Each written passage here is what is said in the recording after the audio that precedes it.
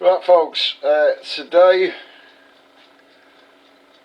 it's the good old Henry 357 mag underlever, 38 special, nice piece of kit, cowboy style. This one's with the brass receiver and the hexagonal barrel. As much fun as you can have, really. Okay, now it's been a while since one of my videos. I've been busy, as you can see by the state of my bench, but what we're going to do today is rip it to bits. Hopefully help out if you want to change ejectors, etc., or you just want to completely strip your gun and clean it. Fairly simple. We're going to use one tool, that being a parallel sided flat blade screwdriver, but the important bit is to have a tube, and you'll see why in a couple of minutes. So I've just got a screwdriver with interchangeable ends from the wonderful Mr. Wheeler, and it will do the job. Okay, your first protocol is going to be your rear stock bolt right here. Now that will pass clean through the rear of the receiver and into the underneath, and that's the only bolt holding the rear stock on. Set that out, and then a little bit of tension and your rear stock's off. Now I did forget to mention, but I've already done this, can you check you've got an empty chamber, and can you remove your magazine? Please. Health and safety a bit late, but there we go. So we now have an empty gun. Now I do apologise if the filming doesn't get everything that you folk want to get. I shall do my utmost best during editing later. Now then, what we need to do is we need to make sure that your trigger is pressed and your hammer is closed, and underneath you will see your hammer spring, and over your hammer spring, let's get a better look, you have a clamp. Now I'm going to take the end out of my screwdriver, and I'm going to push the end of my screwdriver over the clamp. Not a lot of pressure, just a little bit, and click it upwards, at which point you're going to release your hammer spring pressure and remove your hammer spring. Now when we start the takedown, I can assure you that there's nothing scary in here that's going to go AWOL when you start taking the screws out, but it is important that you use a parallel sided blade. Last thing you want to do is slip off these screws and start damaging brass. They shouldn't be ridiculously tight. First one I'm going to remove is your bottom plate. Now I can turn it onto its side and remove the next retaining screw. When you come to rebuild it, you've two screws here of different lengths. The shorter one is for the side, the longer one is underneath. If you get that wrong, you could be in a world of hurt. The third screw we're going to take out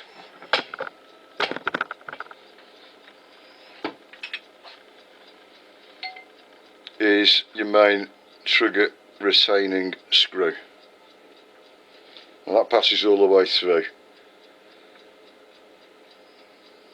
You may come across a little bit of resistance with this one. If so, just wiggle your trigger a little bit and out she pops. Okay. Now at this point, And zoom out of it so you get a bit of a better view. This is the point at which something can fall off, and it's usually your hammer. But the whole, shall we say, cassette will come out together. Yeah, your lever, everything. Now that's all one unit. There is a dodgy bit which I'll explain in a minute, and then you can just take your hammer out. Now when you come to rebuild it, this little fella here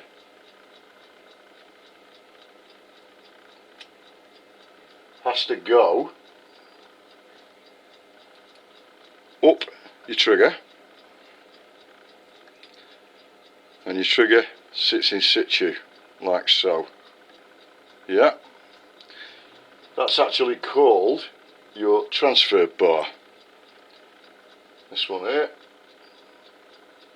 that's part number 13, Henry parts. So that lot is a unit. The bit that can come out at this point is this little fella here. And also when you come to rebuild the gun and you find that your bottom metal won't go back in, it's usually because this little clip has made its way that way. So before you start to rebuild, the clip goes all the way through and locates into these holes here. Just wheel it around and make sure, in this case, it's come out of the front one. Just make sure that that little clip is back, or it will sit proud of your bottom metal and jam on the base of your receiver, probably damaging it when you try and force it. Now then, from here, try to keep the gun on its side or upside down. We're just going to take out your locking bolt. Inside your locking bolt there's a spring. Now it will only go in one way when you come to rebuild the gun, so panic not. It may be an idea, these are a bit rough, see if we can just get a bit of focus. They're a little bit rough on factory, just a little bit. If you've got a decent polishing wheel and you fancy spending the time, just deburr and polish these sides and give you a bit of a smoother action. I mean, the Henry's never going to be an ultra fast competition loading gun. It is what it is. Okay, your next protocol, and this only has to be done at this stage,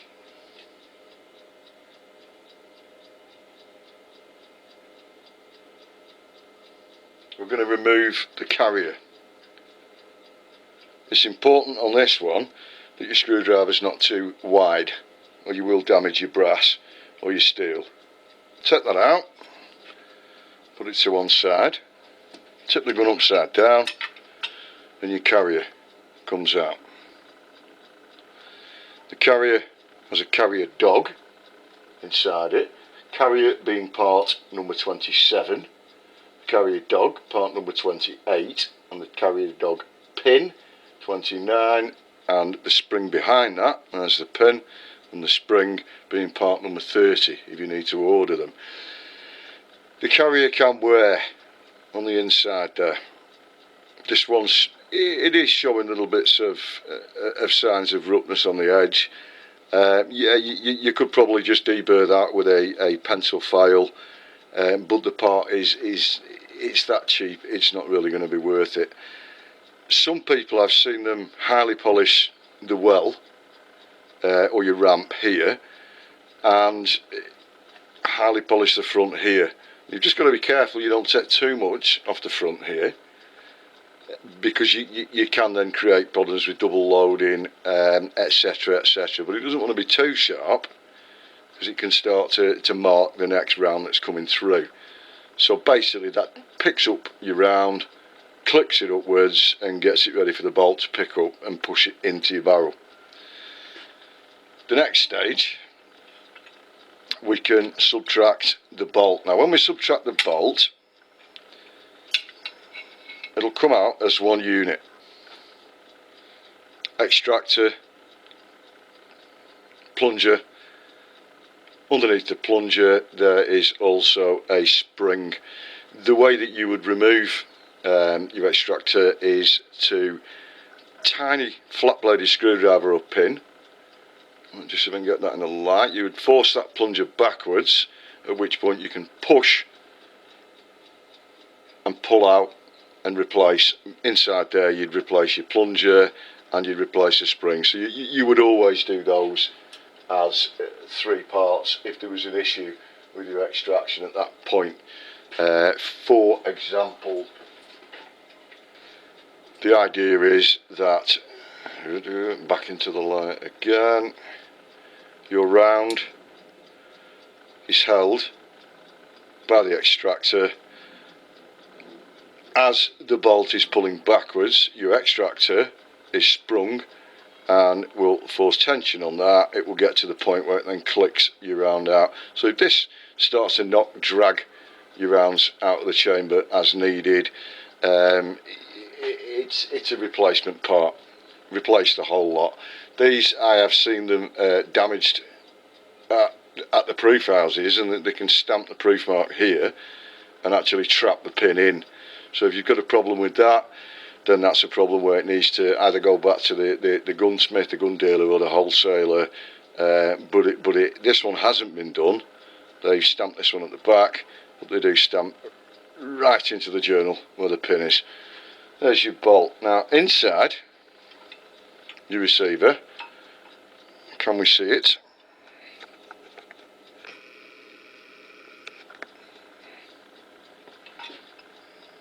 The ejector locates into this little hole here. It's a bit of a finicky thing to get back in. If we turn it upside down now, there she is. Now these obviously can fail, but what you've got in effect is you've got this little unit, this pin is pushed into this pin and it lies that way in the gun. So as you're coming back, the bullet, let me get it back in the camera so I'll work backwards, your round is compressing it and it gets back to the stage where the extractor is going to let it go, and that pings it out of your gate. Okay, so in effect you've now got a bare 357 big boy receiver. What do? We clean any remnants of powder, any dirt, any kind of corrosion, and yes, you will get green lime scale in there, even though it's a non-ferrous receiver. Give it a right good clean and let.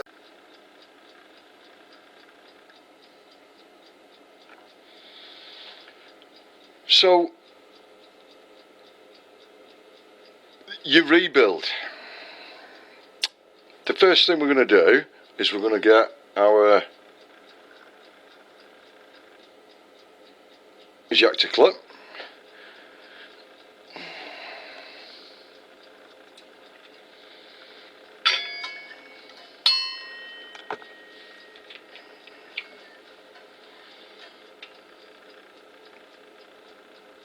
And we're going to place it with the pin facing backwards into its journal in the receiver. Okay, now you just push with your finger and it will clip gently into its little locating hole on the back. I'm not going to show that locating hole because as soon as I turn it upside down I'm going to lose the spring, at which point you can take your bolt, and when you fit your bolt, the cutout at the lower goes to the lower. Obviously your extractor sits to the right and you push that in. Now you're going to feel a little bit, so I'm going to get this in,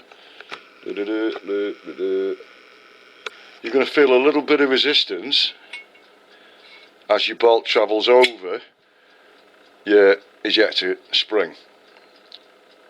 That's it, there's your bolt back in. From here in, you want to be working with your gun on its side. we're going to replace the carrier assembly, and basically I'll pop it in the hole, line it up. Now at this point I would be using maybe a dry PTFE spray, lubricant such as GT85 leaves a good amount of PTFE residue in there. Certainly nothing at all containing silicone, because it's extremely abrasive on steel. From here I'm going to pop this back in. It's obviously sided and it sits straight over that and pushes in. Now we did say before about polishing these sides, the edges up, and once again a quick application of PTFE spray, etc. From here we're going to check that this folded bent steel clamp has passed all the way through the holes. It's not really important at this point whether you've got this lined up or not. If you wanted to, if you've got the machinery, make a slave pin for it. We just need to remember that your cocking lever needs to go into where the cutout is in the bolt, or you're going to struggle. So pesky little thing can go back in.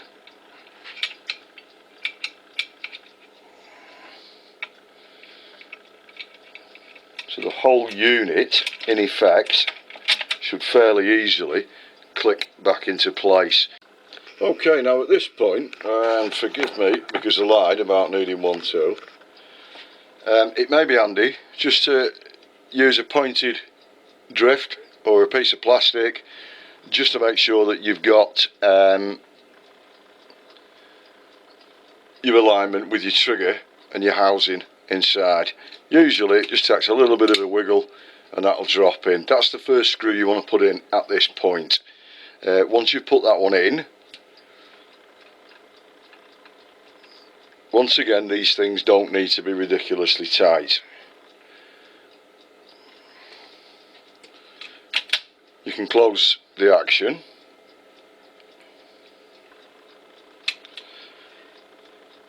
You're then going to put your shorter of your two screws in the side. You may need to just push that in very slightly to align the holes up. Just remember you're driving into brass, so it's better not to make a mistake. Tighten that one up and then turn the gun upside down.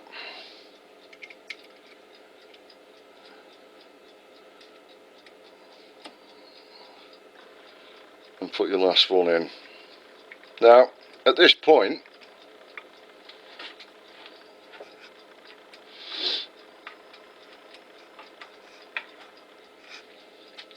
I'm going to make one check. I'm going to look at this top hole on the left hand side of the receiver and make sure that your extractor spring has located properly.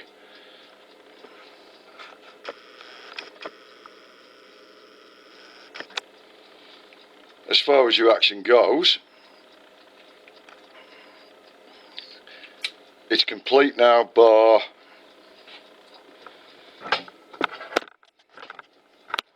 sort it out again. Your hammer spring. This will be waggling around at the moment. You're going to pop your spring in, and your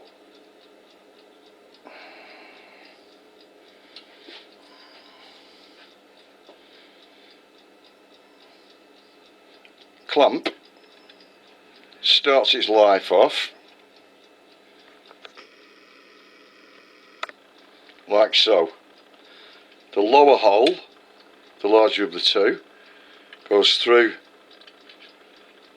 the rear of the hammer rod. Hold that there steady, put the front of the gun on a sturdy stop. Take my bit out my screwdriver. I'm just going to push lightly until that clicks in, at which point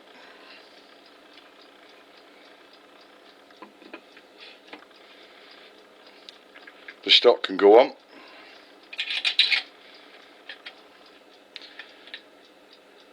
If you feel that this top screw isn't tightening, then give it a little bit of a wiggle. If you try and force it, you can end up cutting wrongly into the bottom plate and being in another world of pain.